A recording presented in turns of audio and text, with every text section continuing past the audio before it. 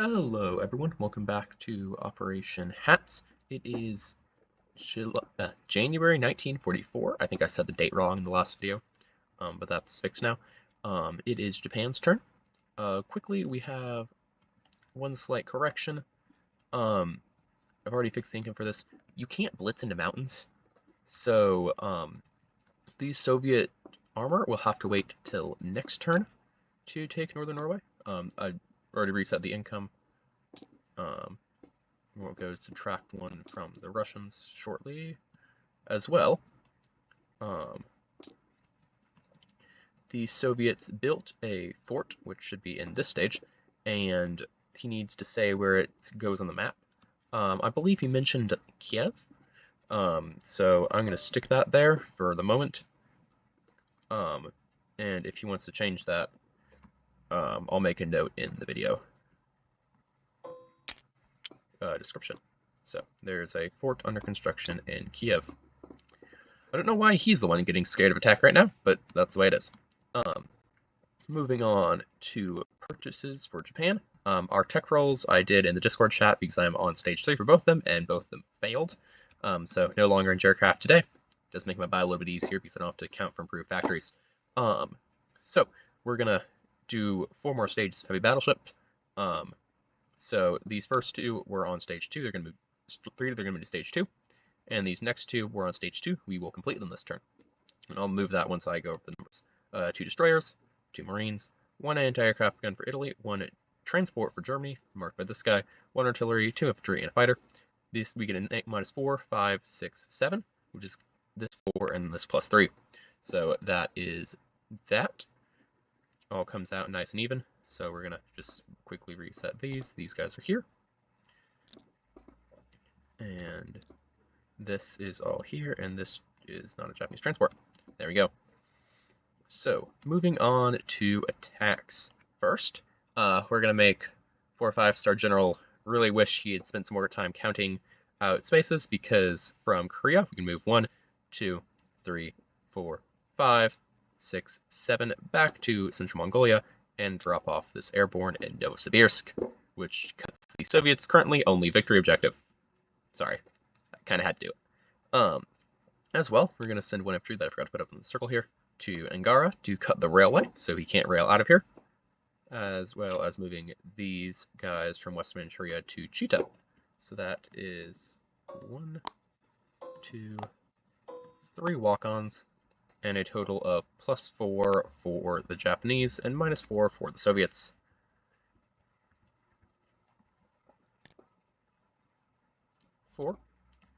And 1, 2, 3, 4. 61.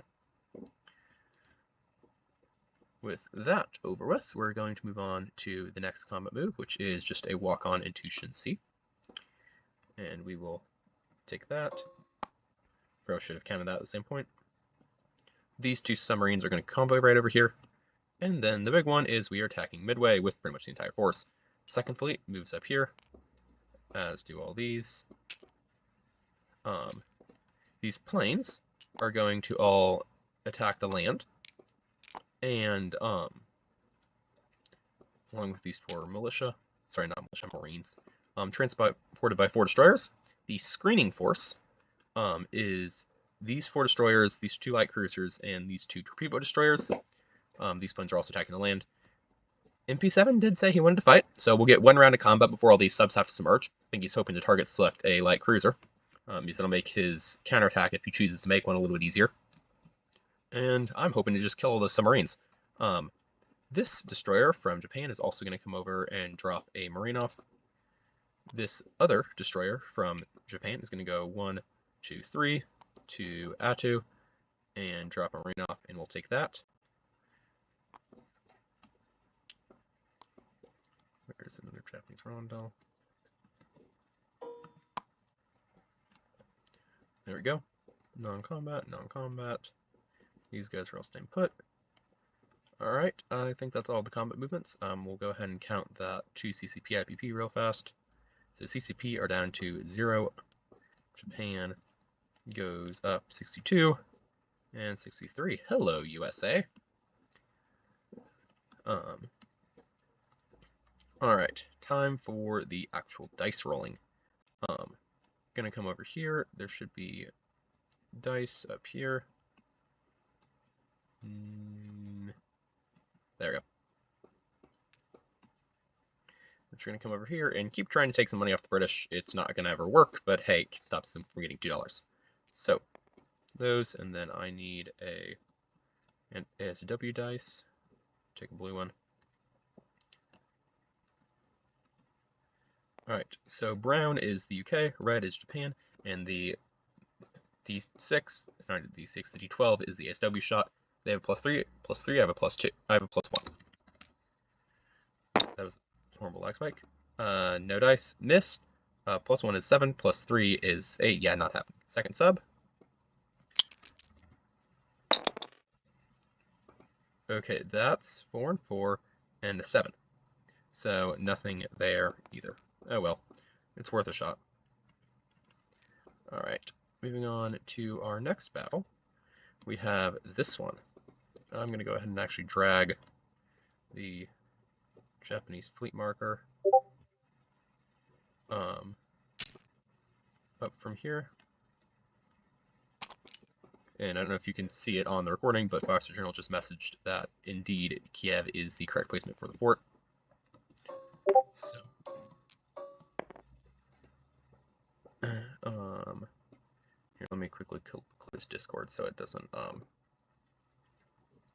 keep beeping at us.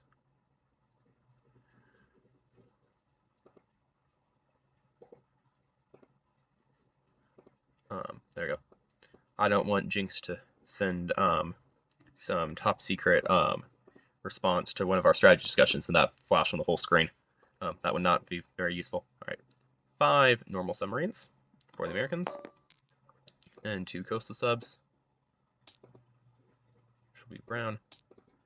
And then for Japan, we have let's see, 4 destroyers, 2 torpedo destroyers, and then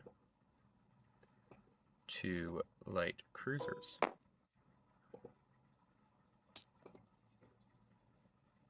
Right. So, light cruiser in red, torpedo destroyer in brown, destroyers in blue, so 2, 4, 5. Let's see how many subs we kill. Miss. 1 hit. Dang it, only 1. So he loses a coastal sub. Then he has 5 and 2 in response. Bring him over here so it's a little more space. Okay. Wow.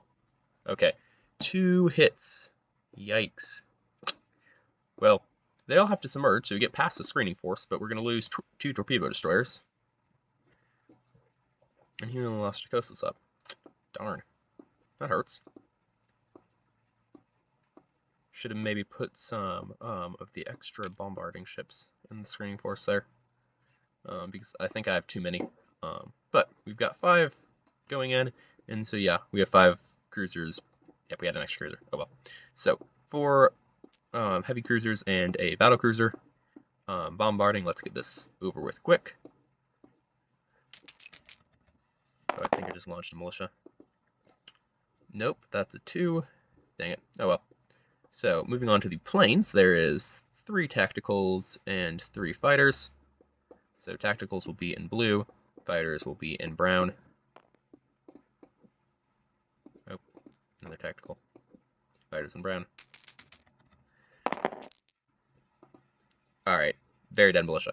Now, militia fires back. Miss. Excellent. That's better. So, Japan takes Midway.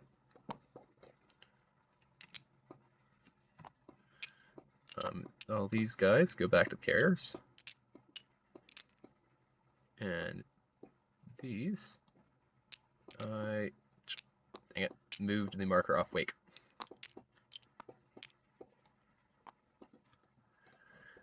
And these 5 will happily land on the island. Let's see. I don't think I want to put anyone in port.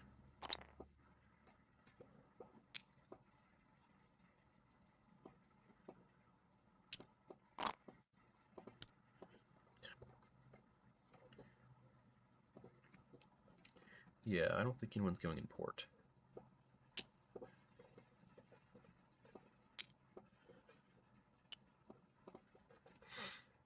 Alright, so on to non-combat. These will stay here. This transport will come down to the Carolines, 1, 2, 3, avoiding the submarine, and will go in port.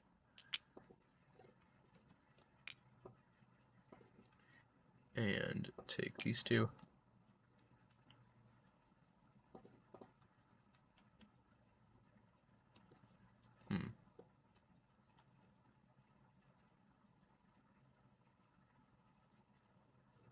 Could have actually screened the Americans, but yeah, I don't need to.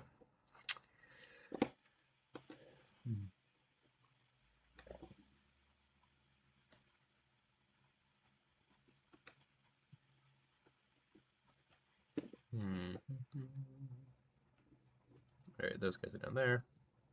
That sub's there. Over here, we're going to have this transport and these infantry from Primorsky Krai go 1, 2, 3, down to the P whatever the heck this is, 41, I think. And they will land in Kwangtung. The transport will go into port in Hong Kong. Over here, we're going to have one of these transports from Nanking go 1, pick up these 2 infantry from Kyushu, 3, 4, and do the same thing. So not 3, 4. 1, 2, 3. And also go into port in Hong Kong. This transport from Hong Kong will pick up these 2 infantry who started in Kwangtung. Not the Marine, militia, not the militia, come on. There's so little space in Kwangtung. China in general just has too little space. And we'll go 1, drop these guys off in Siam, and go into port in Singapore. Yeah, Singapore. No, Cochin, China. Yeah. Alright, over here, this last transport is just going to go 1, 2, and also go into port. Oh, no, it's not going. It'll go down here and also go to port in Cochin, China. Do I want it to carry anyone? No. I don't think so.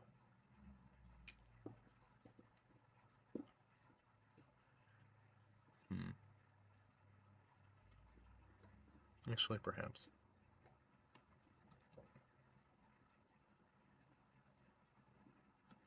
Could pick up some people from here. Good. Currently have 8 infantry here. I like 8 infantry there. It's enough to actually, make the KMP think about things. 4, 5, 6. Yeah, a lot. Thing is, I can't kill the KMT because otherwise the CCP get a victory point. I don't want that. So they just have to stay sitting there, half alive, half dead. Alright, we're going to do a swapperoo. This infantry from Siam to Burma, this airborne from Burma to Siam. This infantry from Anam Tonkin to Siam. 1, 2, 3, 4, 5, 6, 7, 5, 6, 7, 8. Versus, I think it was 12 here. Yeah, that's okay. Alright, those are all in place. Up here, come on. These 2 from Shenxi are going to move to Central Mongolia. This airborne is going to move to Central Mongolia. This plane from Novosibirsk comes back to land in Central Mongolia. This infantry from Rihi to Shenxi. They all moved. That was a waste of militia. This medium bomber is going to go 1, 2, 3, 4, 5, and land in Siam. This fighter is going to go 1, 2, 3 into Burma, 4 into Siam, and land in Siam. You can fly over the Himalayas, and there is an absolutely tiny connection that is really impossible to see on this map, but I've checked my physical copy and my digital copy, my high quality digital copy, and it is there. It's just really hard to see. So Burma to Syndicate to Burma, that's 4. Moved. This transport's going to move to Tokyo and go in port.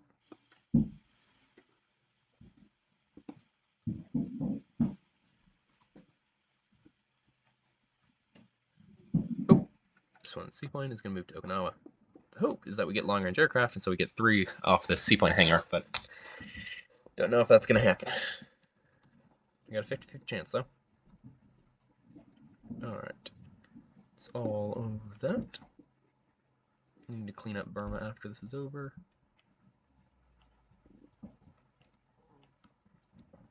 Alright, on to place units. It's nice when you have quick turns. We're going to go ahead and grab all these. And we're going to place them down. So, first, these 2 heavy battleships will go in port in Tokyo. And I really need an import marker for that.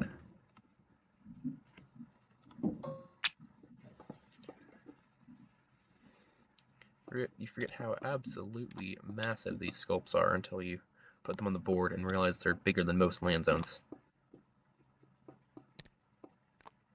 But it does get me the effect of 4 additional capital ships this turn, which means I have GW36. So any and all capital ships in the future are cheaper if I can actually find space on the board to build any more of them. And this guy's just squeezed in the middle there. That's in Tokyo. That's working with imperfect spacing here. All right. Over here, these 2 destroyers will also be built in Tokyo. I don't have another shipyard on this side, which is annoying because I would love to have more scramble, but we'll just do that. These 2 will be leased in a second. These 2 Marines will be built in Tokyo. This infantry and artillery will be built in Tokyo.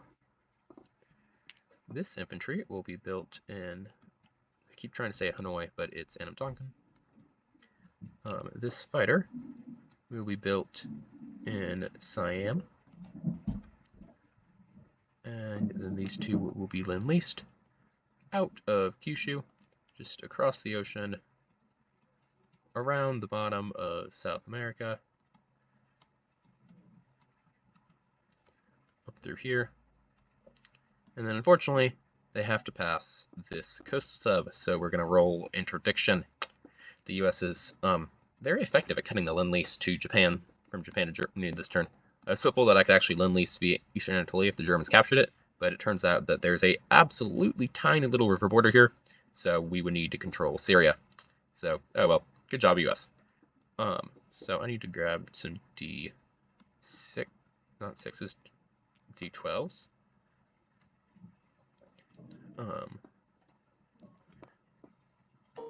So, the way this works is we roll 1, the Americans roll 1, whoever rolls higher gets through. So, first for the anti-aircraft gun. That is an 11 for the Americans, so the Italians lose that. Darn. Now for the transport. That one gets through. Oh well. So we're going to keep going up here. We're going to go past the British fleet. Hello. And we're going to drop it off in Western Germany. In port. It's going to go in port.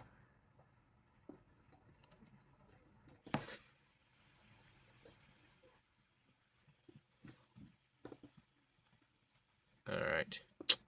Thank you, American sub, for being annoying. The Italians are now short 1 anti-aircraft gun. Alright, I don't think there's any modifiers to interdiction. Alright, that would be all of that, all placed. So quickly we're going to go adjust the victory objectives, because Japan, I now have 2 carriers, 2 battleships, and 2 heavy battleships, which is a total of 8 capital ship points, compared to the US's 3 battleships and 2 carriers, which is 5. So that gives me GW36. And I have all those U.S. islands in the Pacific, which gives me Pacific buffer zone, which allows me to place a fortification on any of those. Come on, turn around. Fortification or a coastal gun. So we're gonna just quickly throw a fortification down on Midway. Yep. Just in case the US gets any ideas. Yep. Yep.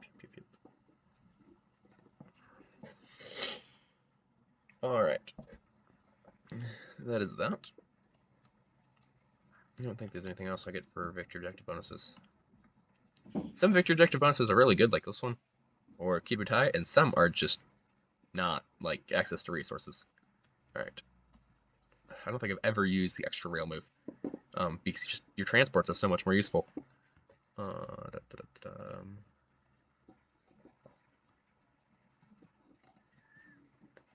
That will be everything, so let's go to collect income. Another nice quick turn here, at least compared to the ones we were having earlier in the game. So Japan is at 63, and we get one for Philippines, Java, Malay, and Borneo, which is 8, which takes us to 71. And then we get all the islands in China points, which I need to go look at again because no one memorizes all those. So, reading those off, it is Beiping 1, Hebei 2, Shantung 3, Nanking 4, Hunan 5, Kwangtung 6, and then Midway, Wake, and Solomons gives it 9. So 1, 2, 3, 4, 5, 6, 7, 8, 9. So 8 plus 9 is a total of 17 plus 63, brings us all the way up to 80. Yes, 80. So, Japan has officially become the highest earning party in the game. We've surpassed the US, which is quite nice. I would have preferred it to be a little earlier than now, but it works. So yeah, because the US is collecting mid-70s, right? Yep, 75. Well, that's what worked out. And so I will leave you here. It is now Davik's turn. We'll see what he does in Southeast Asia and what's going on in the Med, which is probably the biggest question. Well, or perhaps maybe even what he does with this fleet now that it doesn't have to fight a German one to get out of port. Thank you all for watching and hope you have a wonderful day. Bye.